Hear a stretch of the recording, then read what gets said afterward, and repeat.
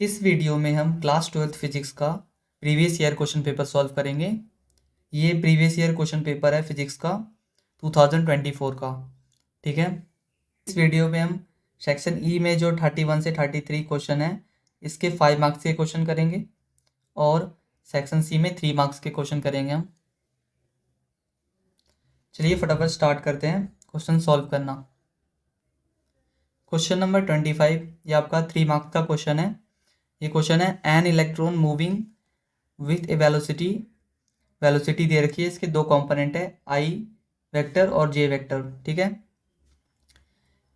Enters a region of uniform magnetic field दे रखा है। Find the radius of the circular path describe by it while rotating does the electron trace a linear path too. इसमें जब ये electron एक uniform magnetic field में enter करेगा तब ये हेलिकल शेप में मूव करना शुरू कर देगा। ठीक है, आपने ये पढ़ाई होगा। एंड एक इसका रेडियस होगा और ये लीनियर डायरेक्शन में भी आगे तरफ बढ़ेगा। ठीक है, तो एक लीनियर पाथ भी गेन करेगा। इसमें पूछ रखा है if so calculate the linear distance covered by it during the period of revolution. One revolution में जितना वो डिस्टेंस कवर करेगा उसका निकालना है हमें, उसे पिच कहते हैं। तो सबसे पहले देखते हैं हेलिकल मोशन ये क्या है और इसका रेडियस कैसे निकालेंगे। हमारे पास इलेक्ट्रॉन का जो वेलोसिटी दे रखा है इसमें दो कंपोनेंट है, एक आई डायरेक्शन एक जे डायरेक्शन, और मैग्नेटिक फील्ड का जो डायरेक्शन है वो जे डायरेक्शन है। तो इसमें एक कंपोनेंट है जो कि परपेंडिकुलर है मैग्नेटिक फील्ड के और दूसरा कंपोनेंट जे डायरेक्शन जो दे रखा है ये पैरेलल है। तो जब इलेक्ट्रॉन यूनिफॉर्म मैग्नेटिक फील्ड में एंटर करेगा तो ये इस टाइप का मोशन करेगा। ये यूनिफॉर्म मैग्नेटिक फील्ड है। ठीक है, जे डायरेक्शन है ये, और इलेक्ट्रॉन आ रहा है तो ये इस टाइप का मोशन गेन कर लेगा, हेलिकल। ठीक है, तो सबसे पहले हम इस इलेक्ट्रॉन पे लगने वाला फोर्स निकाल सकते हैं। फोर्स कितना लगेगा, एफ होता है क्यू वी क्रॉस बी। ठीक है, वी यहाँ पे वेलोसिटी है जो कि परपेंडिकुलर है मैग्नेटिक फील्ड के, परपेंडिकुलर, और बी मैग्नेटिक फील्ड है यहाँ पे। ठीक है, और परपेंडिकुलर है तो क्रॉस है साइन 91 होता है, तो क्यू वी बी ही लिखेंगे हम। और यहाँ पे एक और फोर्स लग रहा है वो है सेंट्रीपिटल फोर्स। इसको हम सेंट्रीपिटल फोर्स के इक्वेट करेंगे जो कि होता है mv² अपॉन में r जो कि इसका रेडियस है। इन दोनों को इक्वेट करने से हमें रेडियस निकल जाएगा हमारा। ठीक है, तो रेडियस कैसे निकालेंगे, रेडियस होगा mv² अपॉन में qv। यहाँ पे v का एक स्क्वायर है, हट जाएगा, तो रेडियस होगा mv अपॉन में qv। इस फॉर्मूले में हम ये वैल्यू पुट कर देंगे। m यहाँ पे मास ऑफ इलेक्ट्रॉन होगा, वेलोसिटी जो कि इसकी परपेंडिकुलर वेलोसिटी है मैग्नेटिक फील्ड से वो होगी, q इसका चार्ज है और ये b मैग्नेटिक फील्ड है। तो पुट करते हैं वैल्यू को।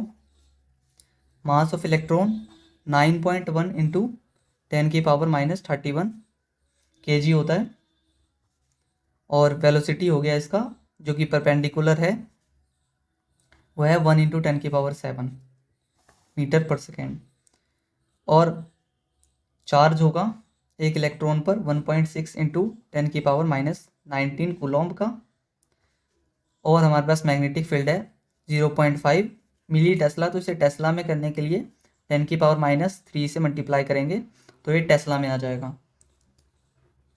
तो इस पूरे को कैलकुलेट करने पर हमारे पास जो वैल्यू आ रही है वो आर की वैल्यू है 1.137 इंटू 10⁻⁻1 मीटर। ये रेडियस होगा। इसे आप चाहे तो सेंटीमीटर में भी लिख सकते हैं। इसी क्वेश्चन में हमें दूसरा पार्ट भी पूछा गया है, अगर ये लीनियर मोशन को गेन करता है तो इसका पिच कितना होगा। जैसे हेलिकल है, ये इस टाइप से मूव कर रहा है ये, तो इसका एक पिच क्या होगा, 1 रिवॉल्यूशन के बाद ये जो डिस्टेंस होगा इतना, ये पिच होगा। ठीक है, हमें ये निकालना है। तो इस हेलिकल मोशन में पिच का क्या फॉर्मूला होगा, पिच होगा हमारा P is equal to 2πm, velocity का वो कंपोनेंट जो कि मैग्नेटिक फील्ड्स के पैरेलल है, ठीक है, इसलिए हम ये V के नीचे इस टाइप का लगा रहे हैं पैरेलल का साइन, अपॉन में क्यू बी। तो ये हमारा पिच का फॉर्मूला है। यहाँ पे हम पुट करेंगे मास ऑफ इलेक्ट्रॉन की वैल्यू और वेलोसिटी का वो कंपोनेंट जो कि पैरेलल है, ये वाली वेलोसिटी, ये जे डायरेक्शन में, और मैग्नेटिक फील्ड ये भी जे डायरेक्शन में है, ठीक है। तो पुट करेंगे 2 इंटू पाई की वैल्यू 3.14, मास हो गया 9.1 इंटू 10⁻31 kg, वेलोसिटी हो गया 0.5 into 10⁻7, charge 1.6 into 10⁻19 coulomb, magnetic field है हमारे पास 0.5 इंटू 10⁻³ टेस्ला। इस पूरे को हम कैलकुलेट करेंगे तो हमारे पास ये वैल्यू आ जाएगी पिच की 3.57 इंटू 10⁻1 मीटर। इसे आप सेंटीमीटर में भी लिख सकते हैं। तो हमारे पास पिच आ गया और रेडियस आ गया। ये इस क्वेश्चन का आंसर है। आपको 3 मार्क्स मिल जाएंगे आपने इतना सॉल्व किया है। तो क्वेश्चन नंबर 26 में पूछा गया है, ए क्वेश्चन में name the part of electromagnetic spectrum which are first also known as heat waves.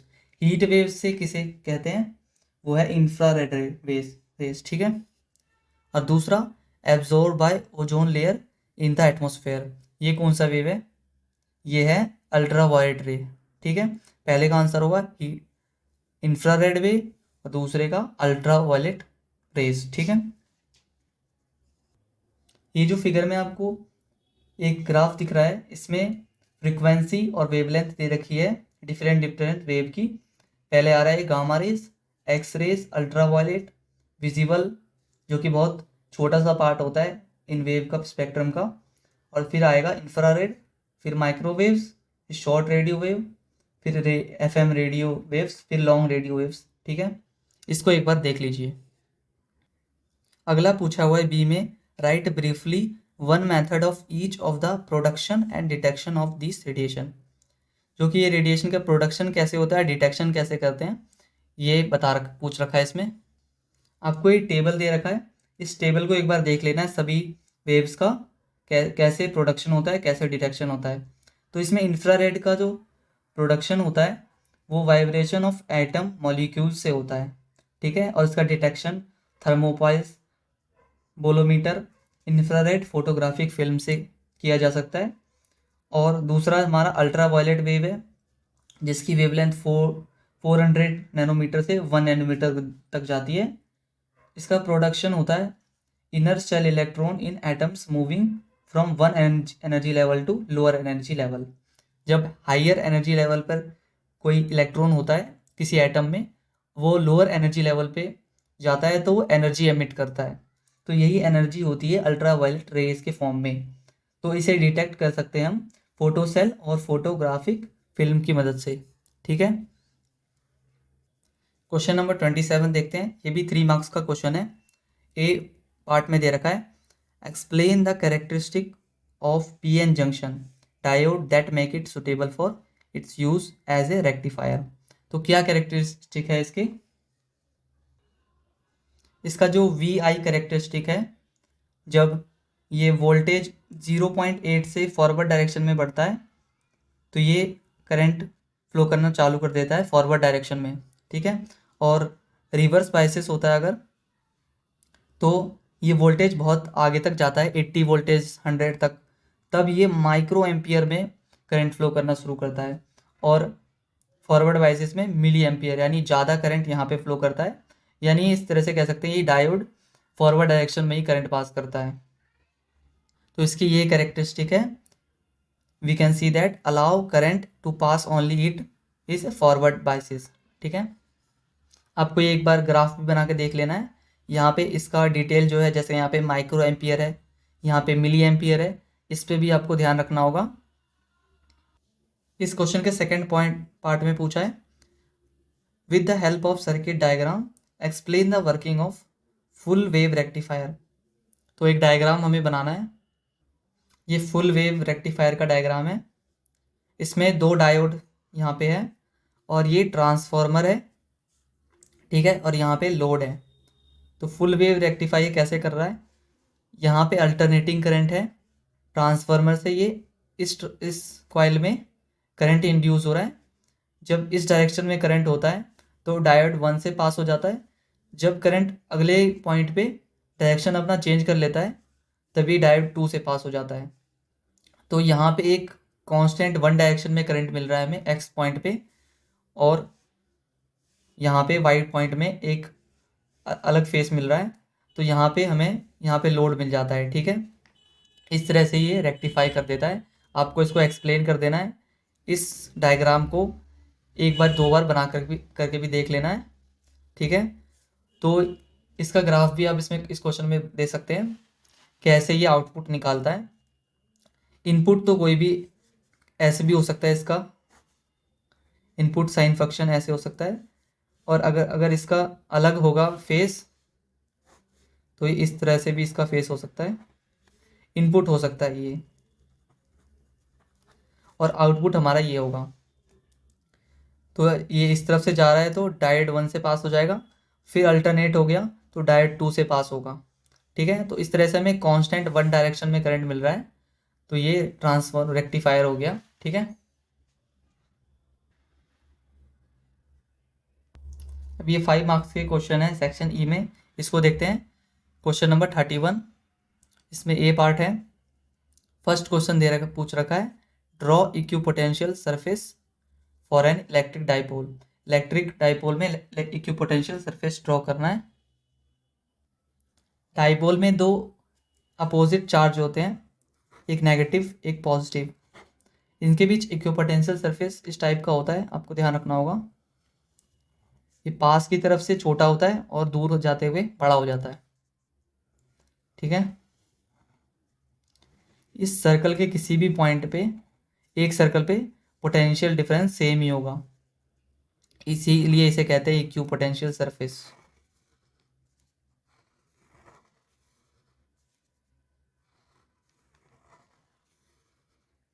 यहाँ पे पास आते हुए छोटा हो जा रहा है ये, यहाँ पे जाते हुए ये बड़ा हो रहा है, ठीक है। सेकेंड पार्ट में दे रखा है, 2 point charge Q1 and Q2 are located at R1 and R2 respectively in an external field.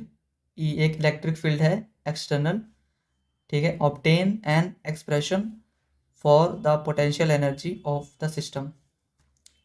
यहाँ पे एक एक्सटर्नल इलेक्ट्रिक फील्ड है, इसकी प्रेजेंस में हमें R1 Q1 आता है R1 पोजीशन पे, और Q2 आता है R2 पोजीशन पे। तो इस पूरे सिस्टम का टोटल पोटेंशियल एनर्जी कितना होगा, हमें ये कैलकुलेट करना है। पहले वहाँ पे कोई चार्ज नहीं होता है, हम Q1 चार्ज को लाते हैं एक एक्सटर्नल इलेक्ट्रिक फील्ड के प्रेजेंस में। तो वहाँ पे टोटल पोटेंशियल एनर्जी उसका क्या होगा, U1 होगा Q1 R1 के रिस्पेक्ट में। R1 यहाँ पे पोजिशनल वेक्टर है। Charge equal to charge into potential difference, ये हमारा वर्क डन होता है टोटल, ठीक है। फिर उसके बाद हम चार्ज Q2 को भी लाते हैं एक्सटर्नल इलेक्ट्रिक फील्ड के प्रेजेंस में। तो वहाँ पे वर्क डन उसका होगा हमारे पास Q2 potential difference R2 positional vector, ठीक है।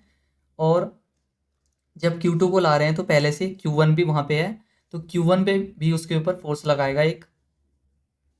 जब Q1 के प्रेजेंस पे Q2 को लाया जाता है तो इस पे इसका वर्क डन होगा हमारे पास U12 1/4 pi absolute not Q1 Q2 R12।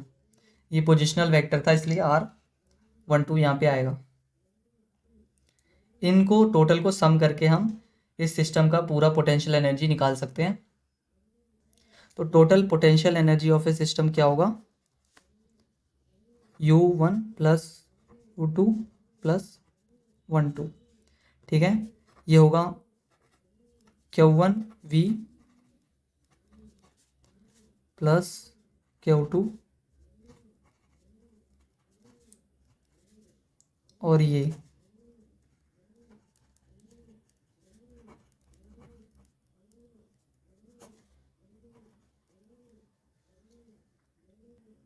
हमारे पास टोटल सिस्टम का पोटेंशियल एनर्जी हो गया।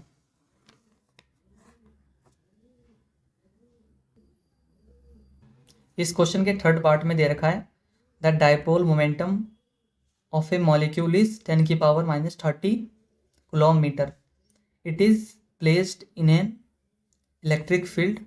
इस इलेक्ट्रिक फील्ड में है ये, such that its axis is along the electric field. Electric field के अलोंग यानी इलेक्ट्रिक फील्ड के डायरेक्शन के ही पैरेलल है, ठीक है। The direction of electric field is suddenly change by 60 degree at an instant. Find the change in potential energy of a dipole at that instant. तो potential energy में change इसको निकालने के लिए हमें पहले इनिशियल पोटेंशियल एनर्जी इसकी निकालनी होगी जब ये 0 डिग्री पे था, इसके अलोंग था, और फिर हमें फाइनल पोटेंशियल एनर्जी निकालनी है। फिर फाइनल को इनिशियल में से माइनस कर देना है, फाइनल में से इनिशियल को माइनस करना है, तो हमें चेंज इन पोटेंशियल एनर्जी आ जाएगा हमारे पास। तो पोटेंशियल एनर्जी का फॉर्मूला क्या होता है, U = minus P dot E। P यहाँ पे डाइपोल है, E यहाँ पे इलेक्ट्रिक फील्ड है। हमारे पास डाइपोल दे रखा है 10⁻⁻30 कूलॉम मीटर, और इलेक्ट्रिक फील्ड का भी दे रखा है 10⁵, ठीक है। तो हमारे पास फाइनल क्या होगा, final potential energy minus PE cos theta, dot है यहाँ पे इसलिए, और यहाँ पे थीटा 60 डिग्री है, P की वैल्यू 10⁻⁻30, E की वैल्यू 10⁵, cos थीटा cos 60, ठीक है। तो ये टोटल ये आएगा हमारे पास cos 60 डिग्री की वैल्यू 1/2, तो ये 0.5 minus 0.5 into 10⁻⁻25 joule. Final energy इतना होगा। और इनिशियल कैसे निकालेंगे, इनिशियल होगा जब cos 0 रख देंगे, ठीक है, माइनस PE cos 0 डिग्री, ये होगा माइनस 10⁻⁻30 10⁵ cos 0 1, इनिशियल होगा 1 इंटू 10⁻1 इंटू 10⁻25 जूल। तो फाइनल में से इनिशियल को माइनस करेंगे हम, change in final minus initial. Final potential energy इसका 0.5 है टू 10⁻⁻25, इनिशियल होगा -1 इंटू 10⁻⁻25, माइनस माइनस यहाँ पे प्लस हो जाएगा, तो यहाँ पे 1 माइनस 0.5 कॉमन आ जाएगा 10⁻⁻25, इतना जूल होगा, ये आ जाएगा यहाँ पे 0.5 इंटू 10⁻⁻25 जूल। ये total change in potential energy होगा जब थीटा 0 डिग्री से 60 डिग्री हो गया। क्वेश्चन नंबर 32 का बी पार्ट में फर्स्ट दे रखा है, describe the construction and working of transformer and hence obtain the relation for voltage in secondary coil upon में वोल्टेज इन प्राइमरी कॉइल, ठीक है, in terms of number of terms of primary and secondary. सबसे पहले तो आपको इस question में transformer का डायग्राम बना देना है, फिर इसका एक्सप्लेन करना है। ट्रांसफार्मर का ये कॉइल होगा,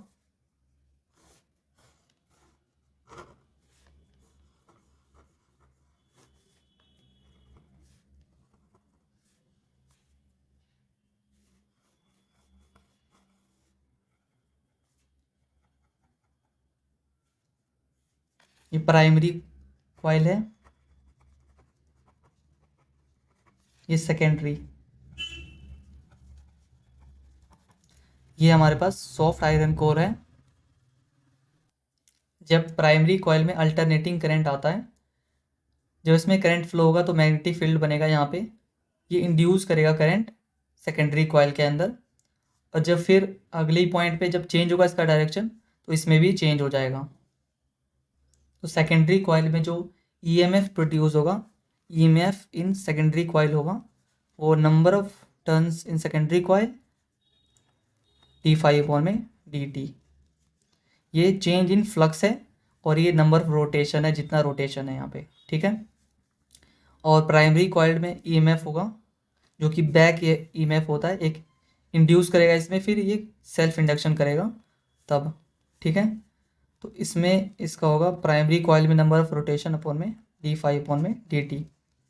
यहाँ पे फ्लक्स चेंज कैसे हो रहा है, जब करंट का डायरेक्शन चेंज हो जा रहा है तब यहाँ पे फ्लक्स में चेंज आ रहा है, इससे ईएमएफ प्रोड्यूस हो रहा है। तो ये सब आपको एक्सप्लेन कर देना है इसके अंदर और फिर इसको लिखना है। तो पोटेंशियल इन सेकेंडरी कॉइल इसके इक्वली होगा ईएमएफ प्रोड्यूस जितना होगा सेकेंडरी कॉइल में। सेकेंडरी कॉइल में कितना ईएमएफ प्रोड्यूस हो रहा है, ये ईएमएफ है -n d∅/dt। और प्राइमरी कॉइल में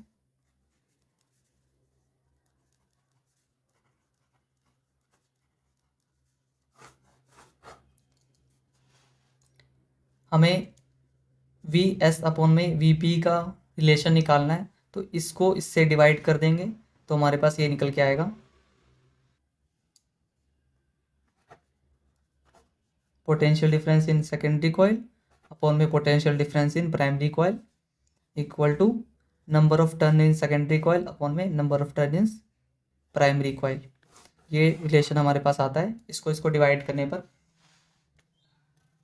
इस क्वेश्चन से आपका न्यूमेरिकल के भी क्वेश्चन बन सकते हैं, इसमें आपको पूछा जाएगा सेकेंडरी कॉइल में अगर इतना वोल्टेज आ रहा है तो प्राइमरी कॉइल का कितना वोल्टेज होगा। तो वोल्टेज का रिलेशन इस टाइप से होगा, वोल्टेज इन सेकेंडरी कॉइल अपॉन में NS/NP। वोल्टेज का रिलेशन और करंट का रिलेशन ये होगा NP/NS। इस फॉर्मूले को ध्यान में रखना है, इससे न्यूमेरिकल पूछे जाते हैं। सेकेंड पार्ट में पूछा है discuss 4 main cause of energy loss in real transformer.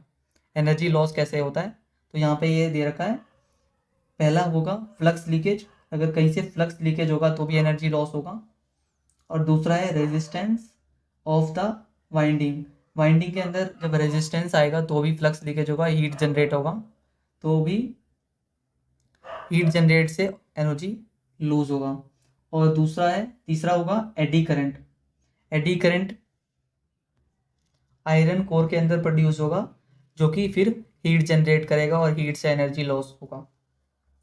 और चौथा होगा हिस्टेरिस। आप इनको एक बार देख लीजिए, ये भी एनर्जी लूज के कॉज है। तो ये थे हमारे पास इस प्रीवियस ईयर क्वेश्चन पेपर के कुछ क्वेश्चन।